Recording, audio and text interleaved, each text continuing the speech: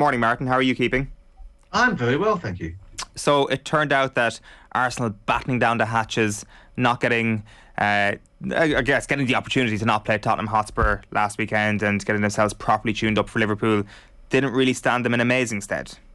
No, they were pretty much third, weren't they, rather than second? I mean, it was a comfortable victory for Liverpool. They took the goals well. You might look at Ramsdale slightly for the first, but it could have been more as well. I thought Liverpool were excellent. They really were, and without Salah and Mane, they still had a threat. Jota was outstanding, wasn't he, in his movement, took his goals extremely well. Arsenal looked like the team who was shattered from overplaying in a massive North London derby on Sunday. Surprising that they didn't. When you consider the energy that Tottenham had on Wednesday night, or Tuesday night rather, it's right, Wednesday night, yes. It was quite interesting to see Arsenal being so leggy. Now look, we know that they have struggled with various things, with injuries, with COVID, and obviously then Partey come back and was nowhere near ready to play, and it showed with that ludicrous 15-minute cameo. But there'll be questions being asked, I'm sure, at Arsenal over why they were just so poor.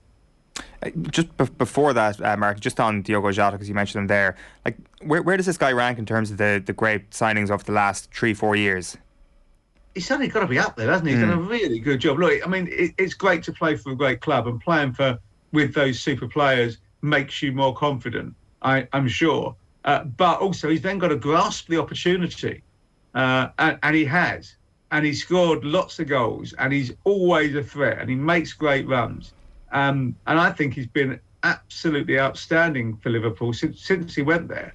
And I think he's probably had a greater impact than even Jurgen Klopp imagined and envisaged. I mean, he saw him initially as the fourth striker, the one to replace Origi in his rotation, which really wasn't much of a rotation. And yet he's made himself into probably a starter now. I think it'd be very difficult to leave him out of the team, even when Mane and Salah come back. You want to play him. It does seem that, I wonder, is this kind of part of the Premier League's middle tier perhaps rising over the last little while, that the signings that do come from a club like Wolves are generally better capable of slotting in seamlessly to a top 3 club? Is it a symptom of that, or is Jota just on a class above that and he's a complete exception to any rule? I think, to be honest, to play in the Premier League, you've got to be an elite player. Even the ones that you laugh at and think, oh, he's rubbish. Actually, in any other circumstance, he would be like top of the class. It's just because the very best in the Premier League are so good. You know, he's a regular international for Portugal, who are 6th in the world rankings. It's not as if he's come from nowhere. He's a very, very good player who went to Wolves purely because of the ownership of Wolves and the links that were there. And it was a way to get him into the Premier League, to get him to a big club. And now he's gone to that big club. You mentioned that there are reasonable questions now to ask about Arsenal, and certainly a lot of those are going to lie at the door of Mikel Arteta. If you had to give Arteta a rating out of 10 so far for his job done at Arsenal as manager, what would you give him? That's interesting, because I'm going to be abused and accused by Arsenal fans of being a Tottenham supporter here. 6.5? Yeah. He's done some good things, but I'm still, you know. If it's all about 45 minutes against Manchester City, that's one example out of the ordinary. They are still a million miles off being a genuine challenger for the title. I think there's an outside chance that they're a top 4 team this season, because I think it's 1 from 4, but they're not favourites for it by any stretch of the imagination. I think that you'd probably put them 3rd favourites for it at the moment, maybe even outsiders of before. So they haven't made enormous jumps forward. But what you do see is the emergence of real talent. I think Bukayo Saka is one of the finest young players I've seen in a very long time. He's going to be an outstanding player for them. I like Smith Rowe. I think the defensive signings in the main over the summer were good. The goalkeeper, the centre-half, the right-back. But he's still got Granit Xhaka. He's still got Aubameyang, who doesn't care anymore, it seems. He's still got Lacazette, who doesn't score, who I think is a better striker than Aubameyang, who doesn't score enough goals. So, work in progress after 3 years. Absolutely. And just looking on They are probably a little bit short at the moment for pushing, say, for the top 4 places. But as you said, Lacazette, he had a chance to put them level. There was moments, and I suppose that second half as well, where they really contested. Yeah, I mean, they're not a bad team. They're just not a good team, if that makes any sense. They are less than you would want Arsenal to be if you're an Arsenal fan. But I suppose it's the green shoots that will keep you coming back, isn't it? It's like when you play golf, you remember the good shots. You don't remember the ones that you slice or hook. And if Arsenal fans remember the 5 minutes of really good football and then sort of want to forget the 10 minutes where it really was pretty awful, which is understandable because football fans tend to do that. I'm not sure yet that there's enough green shoots. It doesn't mean that there won't be more, because I do think that the idea of what he wants to do makes a degree of sense. I just don't think he's pulled it off yet. It's really interesting, Martin, you talked there about the 4-horse race for one Champions League spot.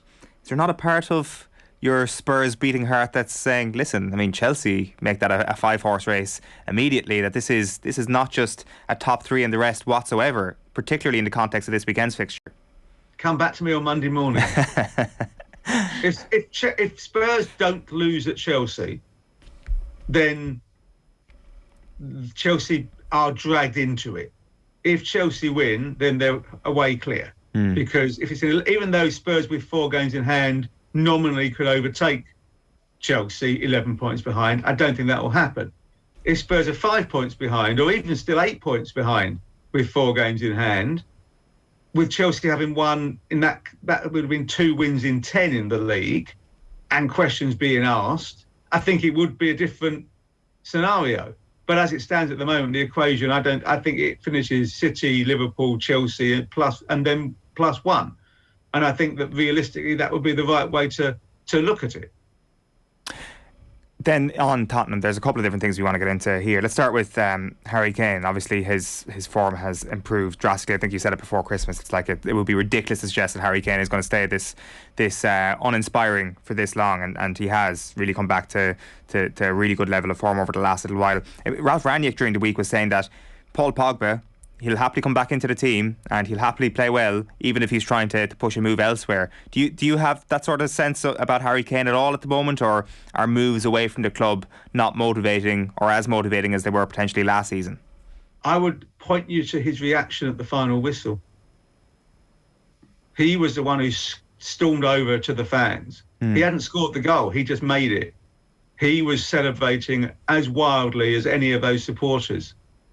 You don't do that if you're thinking of getting out, I don't think. Look, I've always said, and I stick to it, I don't think Harry Kane ever wanted in his heart to leave Tottenham. He just felt he couldn't stay. And he was right to feel that. And he was right to be looking at Manchester City. And he expected Manchester City to do what they said they would do, at least, or he was told they would do, which is pay whatever it takes to get him. That was his belief. And in his head, I think he'll feel very let down by Manchester City because they clearly didn't. They offered anything between 80 and 90 for a player that they knew they wouldn't get for less than 125. And that really just made Daniel Levy even more determined he wasn't going to sell. Even so, he wasn't happy. He looked at the appointment in the summer and thought they're playing for 10th. And he was right to, because it was a shambles of an appointment. And everything has changed.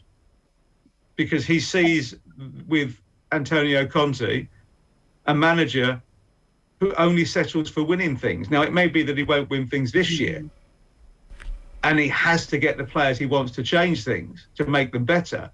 But Kane can see with that sheer intensity of this manager that the club at last is serious. And all he ever wanted was to be part of a Spurs team that was competitive and could win trophies. And now he has the opportunity, I think, to do that. It would not at all surprise me if he's announced to have signed a new deal over the next few months. I'm not saying he has or will, but it would not surprise me if he did. And I see at the moment, as long as Conte stays and Spurs show ambition, that Kane will see out his top career at Tottenham before going to the US to play his final 2 years. Wow, well, he definitely looked comfortable at the minute. Like, obviously, there was all that talk with Man City and everything like that, but now he looks so on form. He looks like such a massive threat in front of goal always. Is it something that he's maybe buying into everything a little bit more? But he just sees a manager who's got the same desire to win that he had for the first time since Pochettino went, and arguably more than Pochettino, because Pochettino is good at building clubs up. Conte expects to challenge. He's not happy in any game when they don't play well, and he was frustrated. You could see in those Chelsea games the other week in the League Cup. I think that there's a kindred spirit there, that Kane sees in Conte the sort of manager he'd always wanted at Tottenham, who would drive standards ever upwards, and also, of course, making Kane the focal point of the team, which. There's nothing wrong with the vanity, and that's not a negative trait. You know, wanting to be the most important player. He knows he is. I wanted to ask you about Matt Doherty, Martin, because it does seem that, I mean, he started not slowly under Antonio Conte, but perhaps wasn't getting amazing opportunities last week. As recently as then, there was talks about him potentially leaving the club. Has that changed given his performance off the bench in midweek? I felt really sorry for Doherty last week against Chelsea, because asking a right wing back to play left wing back when he hasn't got a left foot is a bit unfair, particularly when he's got no confidence. And of course, every time he got the ball and made a charge forward, he ended up having to cuss inside. I still suspect that he is expendable at Tottenham this window. If they get Traore, who we know they want as their prime choice to be right wing back. I think I'm right in that Emerson Royal has already played for 2 clubs this season, so they can't send him away because he can't play for anybody else. Therefore, if Traore comes in, Doherty is the one who'll probably go. Saying that, I thought when he came on at Leicester that for the first time they'd signed the player I thought they signed, because he was raiding, he was running, he was finding gaps. Delivery wasn't as good as you hope, but he was still making the runs. And of course, in the 95th minute, it's his run that brings the goal. But I suspect that he's the one who they get rid of if they could get Traore in, because they really want him. And the deal is close now. The bid's gone in, it seems. It's now happening over the price. So they'll settle about 19, 20 million, and he'll be a Spurs player by the middle of next week. There have been some questions, obviously, of Adama Traore's defensive capabilities, but it doesn't seem that that's really on Conte's mind as his right wing back. It is what the player gives going forward. So that feather in Doherty's cap versus Traore, or maybe potentially even versus Emerson Royal, is that worth a lot in Antonio Conte's setup? Look, I think if he appears to be absolutely determined to turn Traore into his Spurs version of Victor Moses. Yeah. And what you do get with Traore, look, I still think he's got as little end product as any player I've ever seen. He must be the most frustrating football player to watch on planet Earth, because just as you get off your feet and start to cheer, it goes silent because he messes it up. But I suspect that Conte will say, you are going to do this, which will be run past the defender, run past the midfielder first, run past the defender second, and then put the ball on to this area. And he'll draw him a box in the penalty box and say, you hit this area, and practice 100 times until you learn to do it. And in that area will be lurking Harry Kane or Heung-min Son, and Spurs will score goals, or at least have chances. And that is what he's expected to do. Because of his sheer pace, he'll get in those positions. We know that. The issue is whether he can actually deliver when he gets there. Let's see. As I said, I think that if Doherty played like Wednesday night for the last 18 months, we wouldn't be having this conversation. But he's played 13 times. There's a reason for that. And as I said on this show before, I just think the club's too big for him. And it's not a criticism of him. Some players just don't fit. He looked a really good player for me at Wolves. He looks a good player when I see him for Ireland. When I see him at Spurs, he looked a pale shadow of that player. He's never looked comfortable in the environment, which can happen. I know you've gone by the Traore bit there, but just to bring it back there for a second, like, I don't really get it. I don't. I think that why would they want him in? To be honest, as you said, his end product more times than enough we don't see results. Maybe if he's up front and he's better players around him, all of these things, but I don't get it. No, look, I must admit, I'm intrigued by it, but it's clear that Conte is absolutely determined. He thinks he's the answer. And I think it would probably be wrong of me to try and second guess Antonio Conte, despite my doubts and hesitations about the viability of the transfer. I mean, I think he probably has a bit more idea about what makes a player than I do. But I share your quibble, shall we say? But I'm willing to accept that the manager probably knows better than me. Maybe everyone knows better than me, so it's a big deal. Just finally then, I presume Bergwijn becoming a Spurs legend midweek has cemented his place at the club for a little bit longer? I suspect he stays till the summer now. Although if the right deal offer came in, they probably would consider punting him out, but they want 25 million. Try and get their money back. He's never been able to make an impact, and really, apart from the first couple of games, he's got that goal against City on his debut. He's got a goal against United on the day back from lockdown. Hasn't scored a goal this season. Hadn't looked like scoring a goal in the league. Barely fit. You could see why they were looking to get rid. But he's always been looked upon as a winger, and he ended up playing much more centrally, didn't he? When he came on Wednesday, and it was only a 15-minute cameo, but he did score 2 goals with 2 touches. Most important, I think, maybe from a Conte point of view, is when he scored his first goal, which was his first goal in the league this season, the first goal in the league for a very long time. He didn't even try to celebrate. It was, let's get the ball back and try and score a winner, which is a very good team ethic from a player who would have felt vindication at that moment, would have been justified in saying, look at me, look at me. Now, when he scored the winner, by Jove, look at me, look at me. But Conte would have really appreciated that instinctive reaction to what should have been, in most circumstances, a moment of high joy and relief. And he thought about the team rather than himself. And we know that Conte is all about the unit rather than the individuals. So I think that particular moment of a momentary act would have been a bigger thing in Conte's mind than the goal itself. Yeah, and definitely even a sense that Conte is starting to show signs of making some of these players better players, which is a brilliant sign if you're a Tottenham fan. Martin, thanks a million as ever. Great stuff.